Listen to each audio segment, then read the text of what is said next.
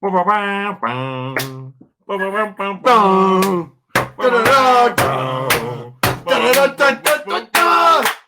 go! Non-ranking USTA tournament, baby!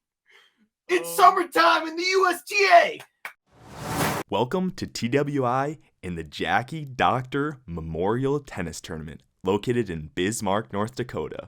Please enjoy David and I going through the entry list of the Men's Open singles. Let's go. Men's Open, starting in alphabetical order. So we're starting with B's, there's no A's. Yep, no A's, just B's. The first person we have on the list, Zane Baker from Bismarck, North Dakota. Gender, male. Everyone's going to be M. that is. So events, Men's Open singles, Men's Open doubles. Honestly, I don't know who Zane is. So I played Zane in mixed doubles all right. once. Believe he played some JUCO down in Iowa. Big serve, big forehand. Nice guy. So Jordan Bain, standout player from Mandan High School. Big lefty, big kick serve. Not as big as Big Ike's over here, but the guy can play. You know, when you look at the North Dakota tennis circuit, him and Paul Christen, they're a force to be reckoned with. My God. Hot damn. Next on, David, who you got? We got Paul Christen. Paul Christen, coach of the Mandan Braves. They won the state championship on the girls' side a couple of years ago. Pretty cool. Paul is just a staple in the North Dakota tennis circuit. Great guy. Not going to do anything fancy with the ball. He hits with less topspin than I don't know who hits with no topspin on the AT. He's like Delpo. Yeah, Jared Sowie and Juan Martin Del Potro. That guy places the ball like Jesus Christ himself. Paul is an absolute draw ruiner for anyone in the draw. Literally from the bottom to the top, Paul can beat every single player in the draw, and he's someone who you don't want to lose. I don't care if you're a collegiate player, a 2-star recruit in high school, or a 45-year-old named Paul Thibodeau who can hit absolute piss missiles on your serve. Paul Christen. He's going to give you hell. One thing that I've heard about Paul Christen is he only strings one racket before the tournament. Because he hits with no topspin. he only strings one racket. That's his racket for the tournament. Then after this tournament, he strings it for the next tournament. So what if he breaks a racket? Is he just default? I don't know. I don't think he's ever broken a racket. Look at the cojones on this guy. He has one racket strung. Next up, we have Zach Diekmann. Deke Daddy. Product of Fargo, North Dakota, Fargo Davies. Zach was a solid player in high school, but his game really eclipsed post-college. He actually gave Paul a hell of a run in the Red River Open a couple of years ago in the consolation final. Big serve, big forehand, American tennis player. Weakness is definitely the backhand, but the guy puts some MPHs on the ball. And he's pairing up with his brother, Luke Diekmann. Anytime you pick your brother in a competitive, hard-fought tennis tournament like the Jackie Dockter, you really have to put the hats off. I've never played with my brother in a competitive environment like the Jackie. I would love to have Travis fly in for the Jackie Dockter in 2023 and play with him and absolutely dominate all these tennis people. Isaac's brother Travis is a National Football League player, so he's actually a much more accomplished athlete than Isaac himself. But you know what? Keep dreaming. Next up, we've got Josh Fisher. Josh Fisher, the son of Bismarck, great guy, big serve. He actually, I believe for a couple of years, was the tournament manager for the Bismarck Open. Josh is a very, very good person to know in North Dakota tennis because he's on all the boards, all the committees. Anything that he says goes. He works in IT. He's a smart guy. You know, tennis is a sport that draws smart people. What better guy to have playing in a tournament than a guy that works in IT? And he's a fellow Concordia College graduate. What can I say? Next on the list, we have our own Matt Hokinson. So Matt, excellent player. Played at University of North Dakota. Played at Augustana down in Sioux Falls. Deep, heavy forehands. The guy hits the shit out of the ball. He moves around the court well, too. He hits the Federer squash shot well. Instead of the squash shot, he rips a forehand past you. Do you remember the Matt Hokinson hat toss a couple of years ago at the Jackie? That was at the Jackie, too. I think that might have been against that may have been that. I think it was. So next up, we have Anthony Janes. So this must be one of the Janes brother. So the Janes family, staple of Western North Dakota tennis. Michael Janes, stellar player at University of Wisconsin Superior. Joe Janes, standout player, actually kicked my ass at state one year for Bismarck Century. I'm sure like the rest of the Janes, he's a great tennis player, but that is just a great tennis family. You talk about wholesome guys that are going to bust their ass on the court, but at the end of the day, they're going to shake your hand and they're going to become buddies with you afterwards. Anthony's that type of guy, I'm sure. One thing that I love about these tennis tournaments is it says he's playing the men's open singles, hats off, and then also the mixed open doubles. Ooh, he's got a woman in his life. So I don't know how, I don't even know. I think he's in high school. He's in high school. So this is what I guess. So I love how when you have those high school mixed doubles teams, because it's always a little bit awkward. Yeah. Don't tell me that you didn't play with the girl that you were hitting on in high school in mixed, because I did 3 to 4 times. Some people will say that countries like China, countries like the United States are the most populous countries in the world. Right. I would like to say it's the friend zone. And I experienced that with my mixed doubles endeavors in the USTA Northern Junior Circuit. So we'll get the lowdown. We'll get the lowdown. Yeah, we'll talk to Tony. Next up, our boy North Knutson. We love North. I just actually played tennis with him today.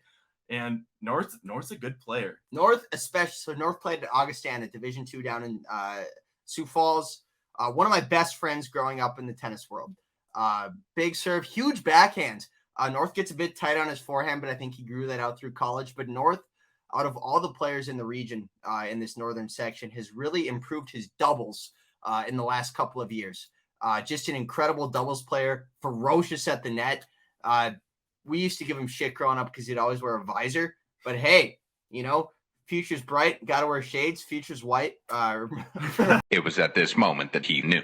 He f***ed up. Next up, we have Chris Lowder. I don't know Chris, but he's from Washburn, North Dakota. Not to be confused with Minnesota Twins former catcher Tim Lodner. Next up, we have Scott Mann with 2 N's. You talk about a guy who has a powerful tennis name. I don't want to fuck with a guy named Scott Mann. Next up, we have Finn O'Donnell. The O'Donnells. You talk about Courts Plus Community Fitness Center, formerly Courts Plus Fitness Center in Fargo, North Dakota. That family lives and breathes tennis. My goodness. Finn may have the fastest serve on this side of the Missouri River. Last year, actually at the Jackie Dockter, we had a fastest serve competition. Myself and Matt Hokinson, we were clocking in the 110s to 115s. Finn comes out, rips a 119. We're like, oh my God, what type of HGH is this guy on? So next we've got Max Olson. Max has a special place in my heart. I actually coached Max in high school. Max Olson, Fargo South Bruin, Pause the Law, state doubles champion. He's a silent killer. And by silent, I mean you may hear 2 to 3 words from him on the court throughout the course of the match. But just the nicest guy ever. Next up, we have Kai Pierce, men's open singles and men's open doubles. He's actually teaming up with future teammate Logan Sandberg in doubles. There has to be a little bit of strategy here. Both of them are going to Concordia College next year. I assume they're going to both be playing 1 and 2 and 1 doubles. These guys are incredible players. I'm super excited to see what Kai does in this singles draw. And I also think that Logan and him can also make a huge run in the doubles draw. Well, I'll say this too, Isaac. It's been really cool to see Kai and Logan grow up through the tennis circuit. Obviously, we're a couple of years, I'm losing hair up top, but a couple of years older, we're older than them. But my goodness, these 2 young men have improved through the years. Kai's an aggressive player. He stays on offense often. Logan's an absolute brick wall who has mixed in some offense, can come to the net. And what can we say? Roll Cobbs. All right. I got to pause it for just a second just to acknowledge David meant it a little bit too much. Definitely had to bleep out that one. Let's get back to it. Next up, we have the Pitcher boys, Jared Pitcher and Mason Pitcher. Mason was arguably the best player in the Western Dakota Association. Hits the ball flat, really hovers the baseline, really tries to come into the net, moves the court around well. And Jared has gotten a lot better over the years. I think there's something that comes with having there's 2 siblings in a family that play tennis. Obviously, Mason has caught on from Jared, or vice versa. Jared has caught on from Mason. And it'll be cool to see what these 2 do in the tournament. Next up, we have Hunter Rice. So I was at the holiday tournament, I believe it was. I got to talk with Hunter Rice's dad a little bit. So got to chat him up a little bit, watched Hunter play a little bit because I was interested. I'm like, hey, this, Hunter's dad talked to me a little bit. I'm interested in his match. He said he wants to do something in like fitness, physical fitness, stuff like that. Then I'm like out on the court. I'm like, dang, Hunter's kind of jacked. I can definitely see he's got an interest and future in, being potentially an athletic trainer or doing something sick in sports. Hunter, best of luck to you. Parker Rood is our next up on the list from Williston, North Dakota. Oil country, baby. Oil country. Oil country. I actually spent 2 weeks out in Williston. I love bringing up the story. When I got transferred out there for work, I was just grinding in the oil fields day in, day out, working my 410s, then getting my 3 days off, back to the 410s, just an absolute grind out in oil country. Next up, we have Logan Sandberg, state champion 2 years in a row, right? Or was it 3? I believe it was 2. Still a mighty feat. Yeah, 2 years in a row being a state champion out of Grand Forks. He's an incredible athlete, great player.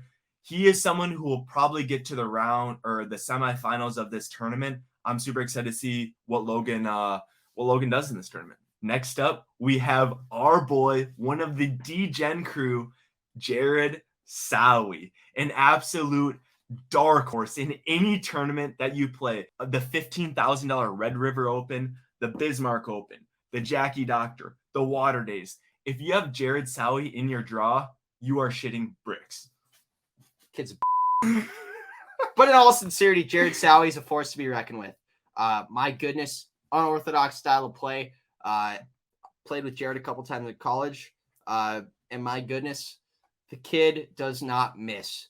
We talk about Western North Dakota, a lot of paddle fishing for paddle fish. Jared Sowie's got a paddle looking serve, but it stays low. Tough time returning it. You got to get some heavy topspin on the ball if you want to get it back. Jared is arguably the best competitor in this draw, minus a player that we are going to feature in a little bit. Next up, we have Corby Fiat. Is that Iga Swiatek? Iga Swiatek? This kid did not used to be very good at tennis. He turned into a very good tennis player. And mad respect to anybody who improves, but somebody like Corby, my goodness, this kid is absolutely a doubles maniac. Big, aggressive player. I could see him winning a couple matches in the main draw.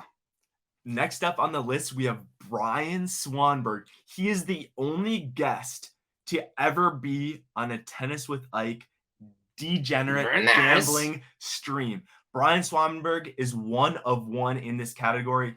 Anytime you are 1 of 1 in any category, you can make a run. You can do whatever you want. You are 1 of 1. Exactly. And Brian Swanberg, solid player.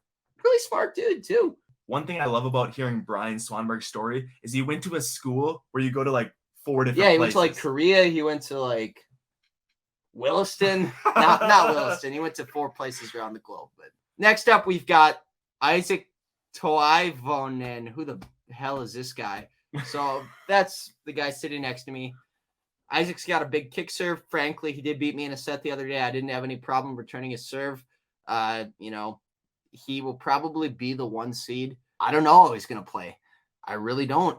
But, man, if he can drink enough Pedialyte, if he can wear his little Prince shoes around and just hoity-toity himself around the court, he'll be okay for a couple rounds. Upgraded from the Prince shoes 3 years ago. Thanks, David, for noting. Anyways, I'm a little bit worried this tournament. 1, Matt Hokinson is in the draw. Anytime you have to play Matt Hokinson, you're going to have an absolute battle. The second part that I hope I'm not going to post this before the draw is I've been having some limb pains. I've been having a little bit of elbow pain. I've been squeezing a tennis ball for the last 2 hours to try to build up a little bit of strength in my forearm. And then also my shoulder, been taking it easy, trying to go for placement rather than just a hard serve. So we'll see how it feels, when it comes to Friday, Saturday, Sunday. I might just have to let her rip, let the limbs fly off the court. We'll see what happens. Hey, you know what helps with limb pain? What? That's not. We can't put that in there. Last and certainly not least, we've got Juan Wagner. So Juan, North Dakota boy, hits the absolute piss out of the ball. I strung his racket once. And the thing is, when you look at hard hitters, they normally want the racket strung very low. The average person strings a racket in, between the 50s and the 60s, maybe the low 40s. Hard hitter strings it in the low 50s. Juan wanted his racket strung at 62 pounds. Holy moly. With synthetic gut. Juan's definitely a sleeper in the draw. I do want to acknowledge that, of course, David and I are having fun with the entries. We do understand the bigger picture to the tournament. This tournament has and does mean a lot to myself. I do really look forward to playing it in this weekend and look forward to seeing everyone there.